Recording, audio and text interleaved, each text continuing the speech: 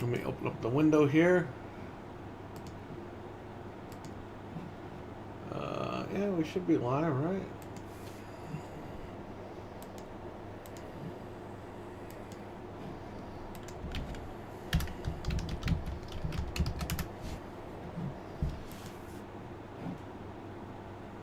Let me just figure out where this took place. Here we go.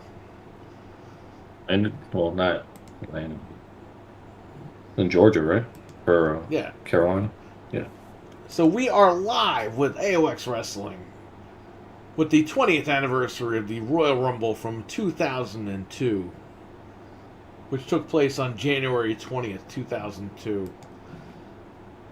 In Atlanta, Georgia, at the Phillips Arena. This is the final World Wrestling Federation Royal Rumble. The final WWF Royal Rumble, because after this it became WWE. So, we just got done watching the show. Literally, that's why we're still here. Yeah. But the first match was Spike Dudley and Taz, who were the WWF Tag Team Champions, defending against the Dudley Boys, Bubba Ray and Devon Dudley, with Stacy Keibler. Basically, I saw some of this match. I think Eli came in towards the end of this one. Typical match. Taz did the, was it the Tiger Tazplex? What does he do? What kind of...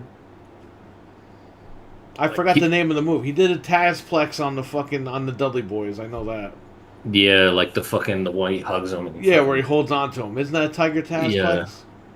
I don't know which one that is. Stacy got hurt, blah, blah, blah, blah. And Spike Dudley and Taz retain the titles.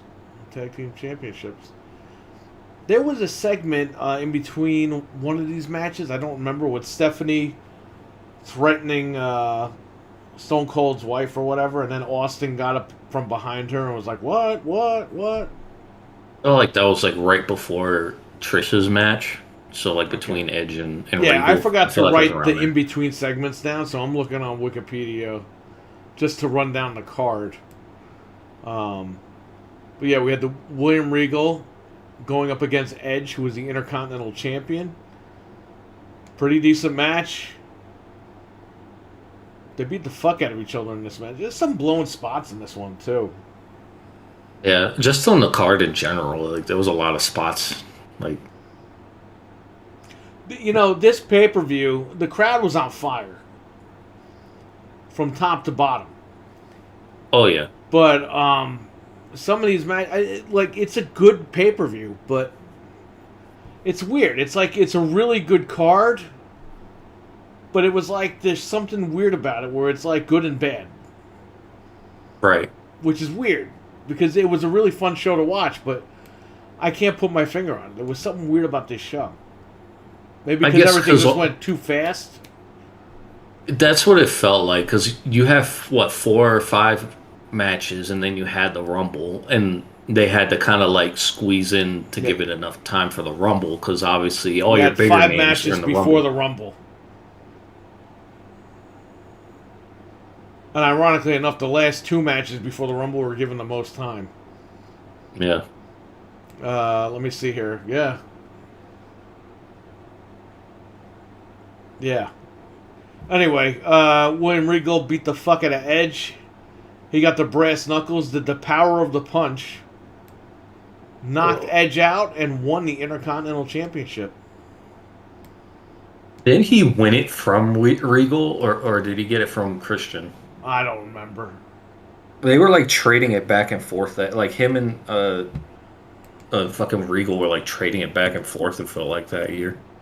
Richard, what's up? He's in the live chat. We are live right now for anybody watching this on the archive. Look at this now. Moderators don't come up as blue anymore.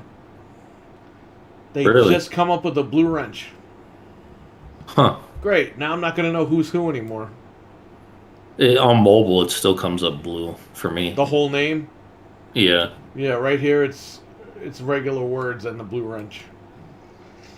Nice. That sucks. Anyway, Gotta love it. yeah, right? Gotta love you They too. always got to fix shit that's not broken. where you could block people. Whatever. Then the next match, I forgot what the in between segment was. There's something with Coach, wasn't there? Oh, Shawn Michaels was at fucking WWF New York because they had nothing for him. He was helping that guy embezzle the friggin' the restaurant over there. For the yeah. So we had a singles match for the World Wrestling Federation Women's Championship with Jacqueline as a special guest referee. Trish Stratus, the champion, going up against Jazz. Now, I wasn't paying attention to this match because I was doing something, but we both had it on. You were watching it. You said that this match was like instantaneous. It was like a really quick match. It was like here, there, boom, boom, move, move. Trish fucking gets the upper hand and then wins. Like, it was just that quick. Like, it was like a quick whip to the corner. Jazz bumps out, and then fucking she hits her with the bulldog, and then that's it. It was like it was over in seconds. I love that bulldog. This It's like match. 2 minute match. Do you want to guess how long this match was? Like 2 minutes. I'll give you a hint. Halo Infinite.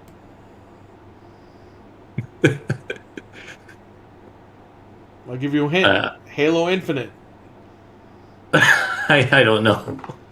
This match was 3 minutes and 43 seconds. Halo Infinite is developed by 343 Industries. There you go. Wow.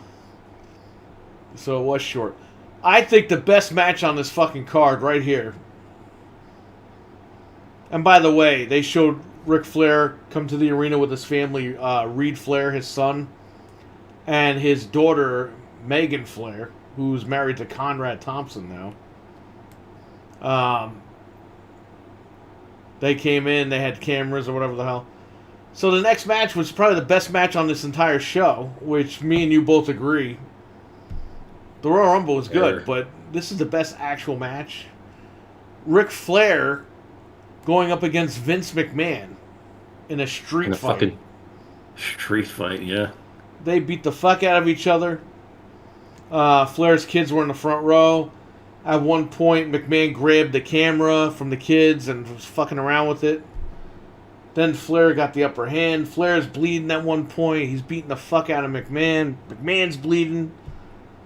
Then Flair shoves McMahon right into the kid's camera and they take a photo of it. Of McMahon's bloody face or whatever.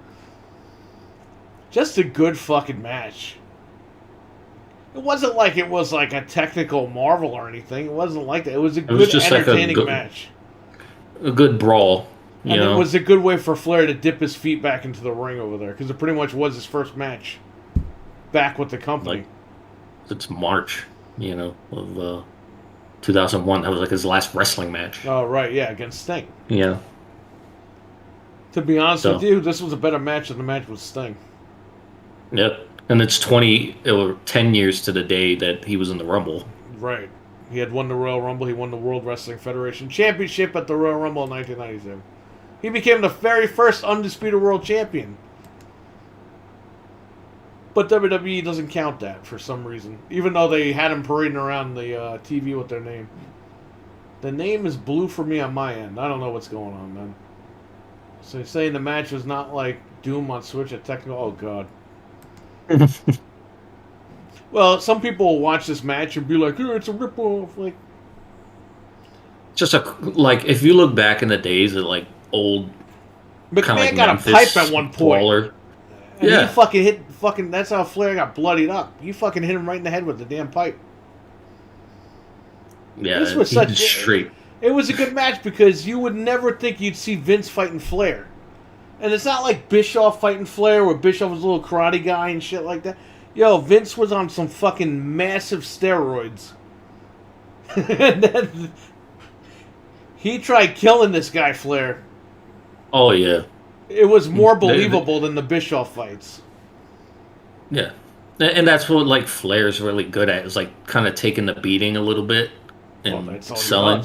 Like, that's, like, his thing, He really sold it up for McMahon, like, and that's really what made it good. Like, Flair was able to McMahon, he did well too. I mean, for McMahon not being an actual pro wrestler, really, and he had a good brawling style match with Flair, It's and the fact funny. He can't have a match with anybody, McMahon.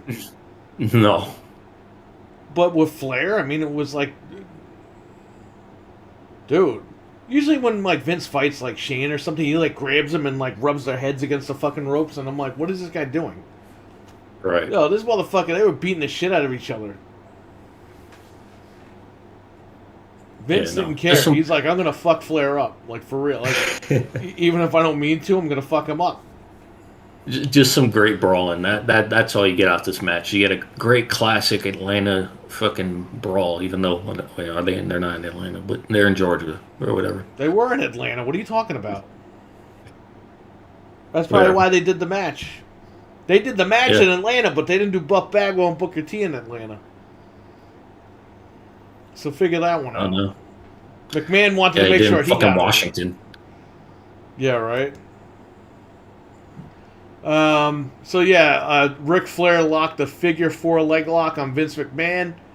McMahon submits as a bloody pulp. And that's it. They play Ric Flair's beautiful music.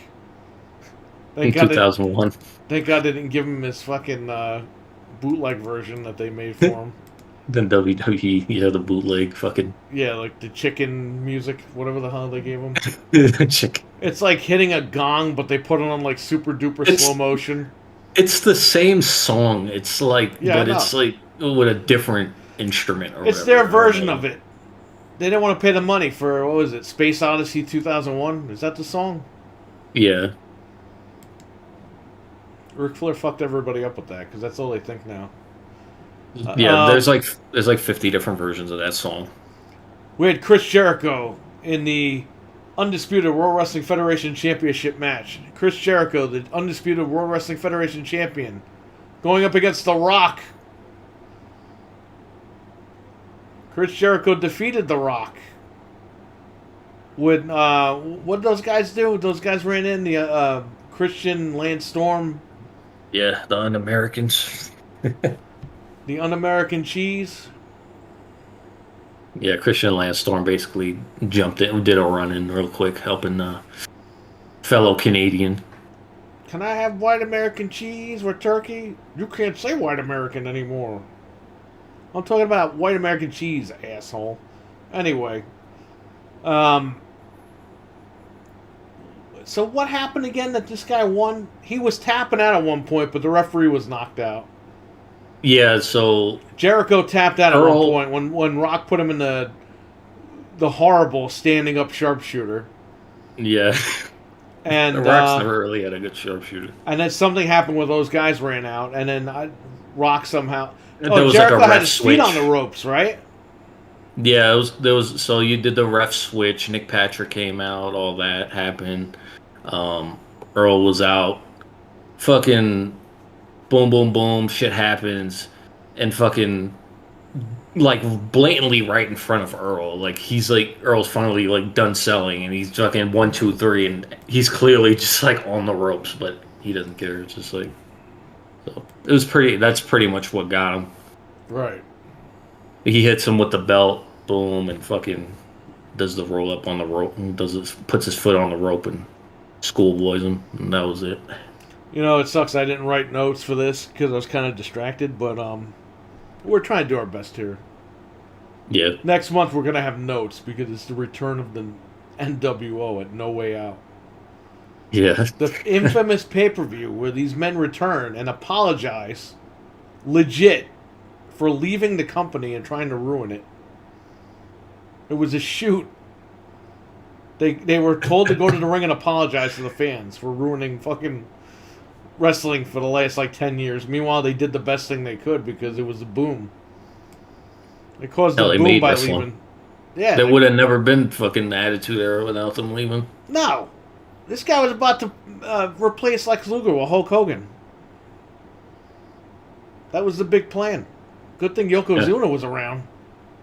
Yokozuna put the brakes on Lex Luger. And then Brett, and that was it. So then we have the 30-man Royal Rumble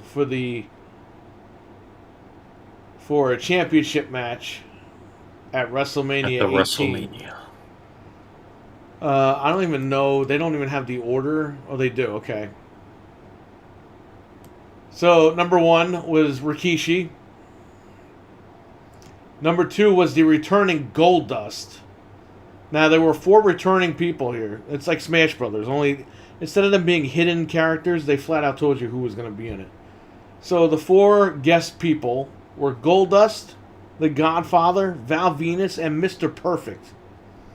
Yeah, Mr. Perfect, for anybody that doesn't remember, had a couple months in the fucking... He was there till, like, what, May? Yeah, June? a lot of these guys were in and 2002? out. Goldust actually stayed for a little bit. I mean, he pretty much, him and Booker T, like, were the baby faces of 2002. Which, who would have thought, right? So, yeah, we had Rikishi and Goldust as 1 and 2. Then Boss Man came in. Then Bradshaw came in. Then Lance Storm. Then Al Snow. Then Billy Gunn. Then Undertaker.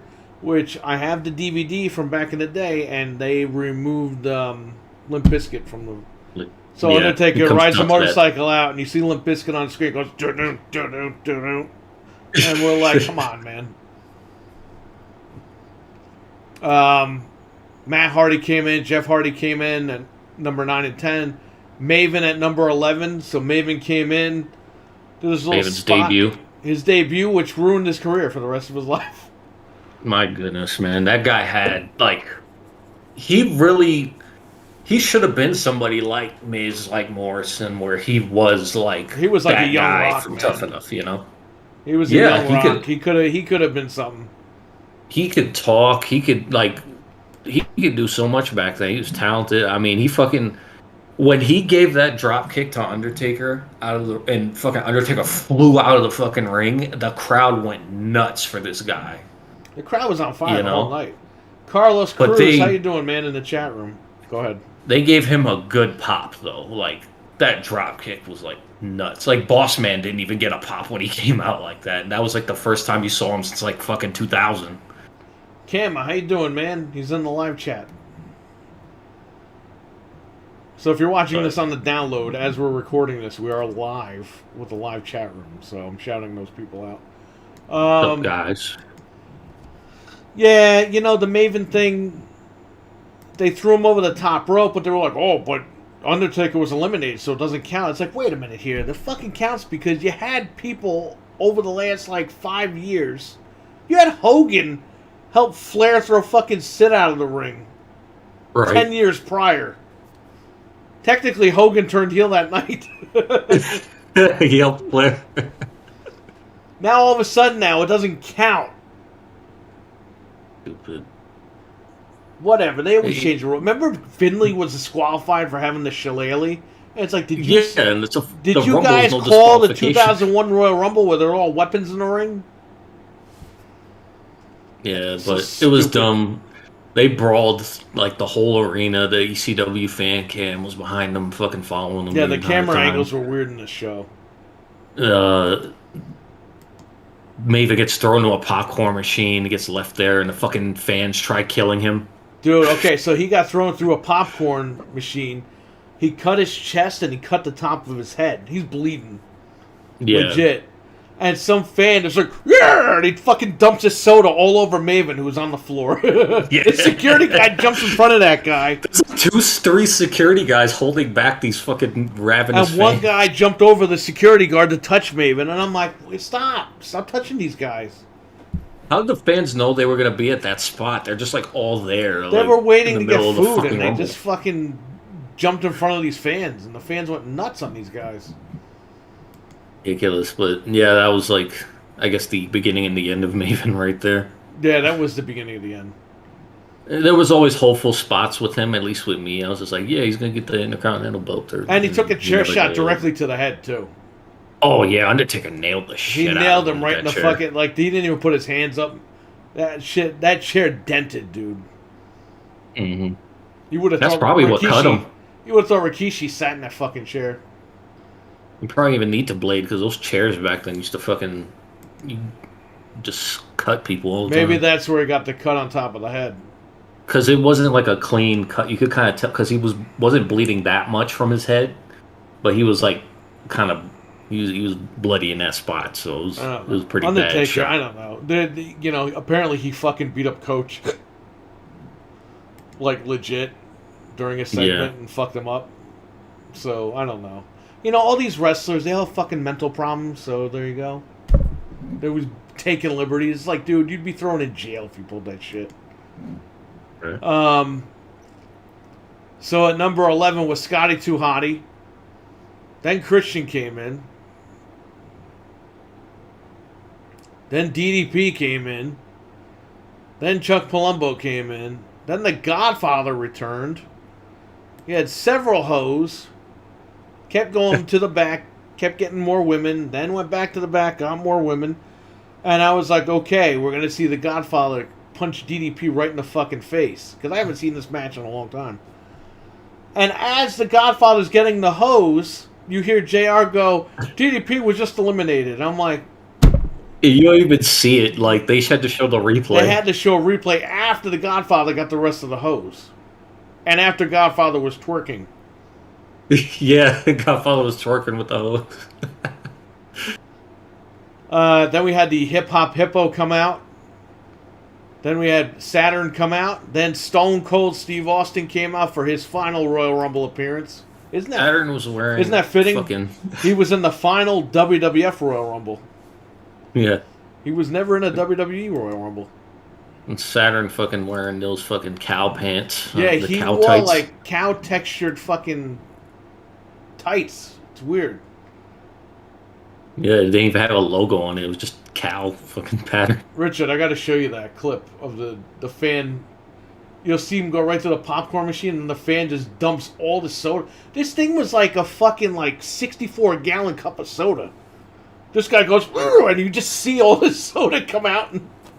Yeah. And this guy Maven's on the floor bleeding, and someone's pouring soda on him. And he's got popcorn all over himself because he just got thrown in a popcorn machine. Right. It's a random... I'm pretty sure that was a prop popcorn, because why would the fucking machine be just right in the middle of that fucking spot? Yeah, but the fucking concession stands were there. There was a line down the fucking block. They don't care. They'll fucking break anything and give these guys the money later. Yeah, right. Then Val Venus came out, the returning Val Venus, the big Val Boski. Then we had Test come out. Then Triple H came out. Then the Hurricane came out. It was just Hurricane, Triple H, and Austin in the ring. Hurricane goes to chokeslam both of them. They both look at each other like, fuck this guy, and they threw him out. Ron Simmons came out. They beat the fuck out of him because he was from WCW. Mr. Perfect came out. Then Kurt Angle came out. Then the Big Show hit. Then Kane. Then Rob Van Dam. And then number 30 was Booker T. And, yeah, man, this was great. They beat the shit out of each other. Now, a big fuck you to Austin was when they kept Mr. Perfect in there as the final three. Austin was eliminated by both Kurt Angle and Mr. Perfect. So you had the three main people left in the Rumble. It was Mr. Perfect, Kurt Angle, and Triple H. And it's like, wow. They really shit all over Austin, huh? Yeah, man. It was like... Austin should have been in that final three.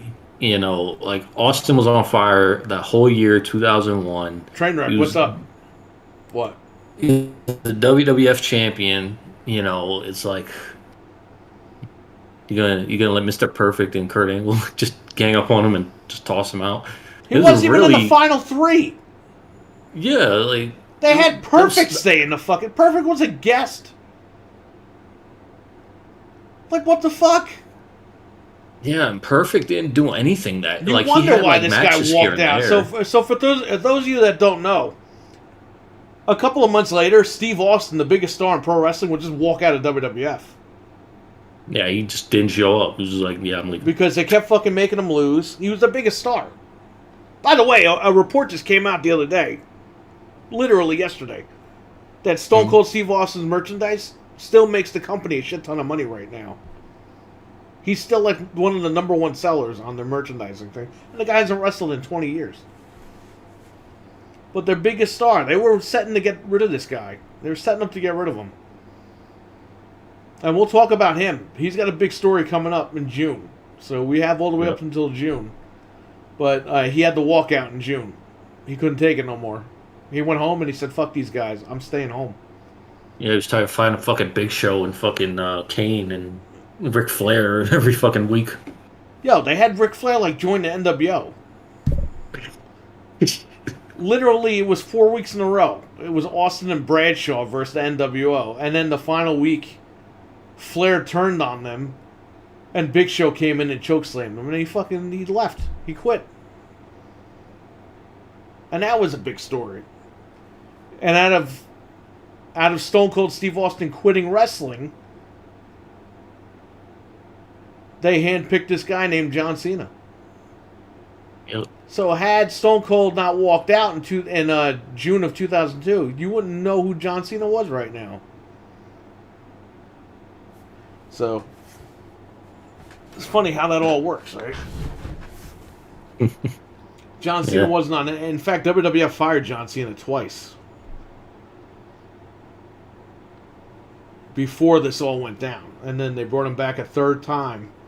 Austin walks out to like, yeah, just grab that guy. Put him on TV. And now John Cena's like in big time guy in Hollywood right now, so there you go. He's the peacemaker. But had Austin not walked out, you probably wouldn't even know who the fuck John Cena was. So there you go.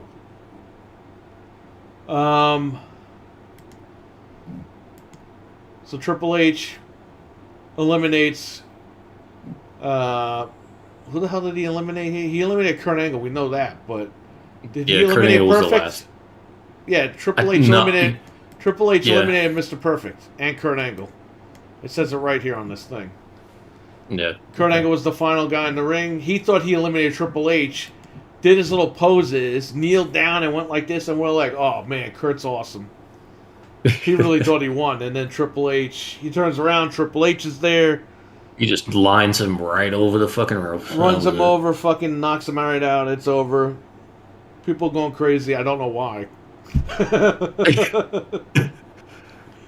But there you go. Yeah. So there was the WWF Royal Rumble 2002 20-year recap. Next month we will be back with No Way Out, which is the debut of the NWO in the WWF. The return of Hulk Hogan, the return of Kevin Nash, the return of Scott Hall. Yep. The infamous promo where they come back out and apologize for leaving in the first place. We're sorry we took better money for our families. You can talk about the DVD they lied on. Dude, they fucking lied their asses off right there. The DVD. I like how Hogan says, God bless Vince McMahon, and then everyone booed him in the audience. He's like, oh, God bless all you too. And everyone's like, yeah. God bless America. He was just trying to get the fans back. Yeah, he was, because he fucked up. Because when they booed, he was like, you could see him go. But yeah, that's Hulk Hogan. What are you going to do, right? He's a dumbass. Hogan. New World Order. Yes. Okay, so I think we're done with this. I want to thank you all for watching. We will be back with AOX Wrestling next month for WWF No Way Out 2002. Let me get the date of that, just so I know what the hell's going on. Thursday, fucking, I don't know, something. It's a Thursday. No Way Out 2002 took place on February 17, 2002. From Milwaukee, Wisconsin at the Bradley Center. It was the final World Wrestling Federation No Way Out pay-per-view. No Way Out. This card is this card's not that bad. Oh man, we're gonna get William Regal again versus Edge. I told you they were fighting like that. What since Survivor Series? Maybe they started that whole thing. Maybe before that. Spike Dudley and fucking Taz are fighting again. Who was on Heat for Rumble? I know They we should always get go over Spike that Dudley real to come quick. back and fight with Hook.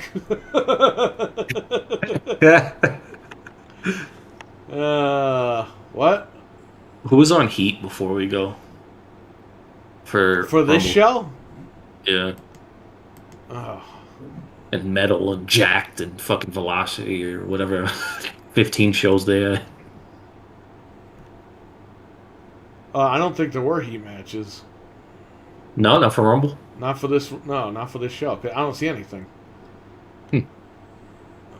Main event preliminary matches.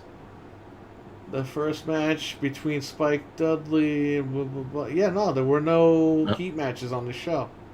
Oh wow, what a fucking surprise. They probably had some sort of fucking It's probably like a music videos or some shit. By the control way, center bullshit or whatever. the theme song for this pay-per-view was Cocky by Kid Rock. Which is ironic because he is a piece of cocky. So there you go. Fucking Kid Rock, man. He was so good. I don't know what happened to him. They became Dr. Phil one day. He became Became a parody of himself. So there you go. All right, we're done here. Thank you. Thanks for watching. Have a good one. Take Night, care. everybody. And good night. Peace.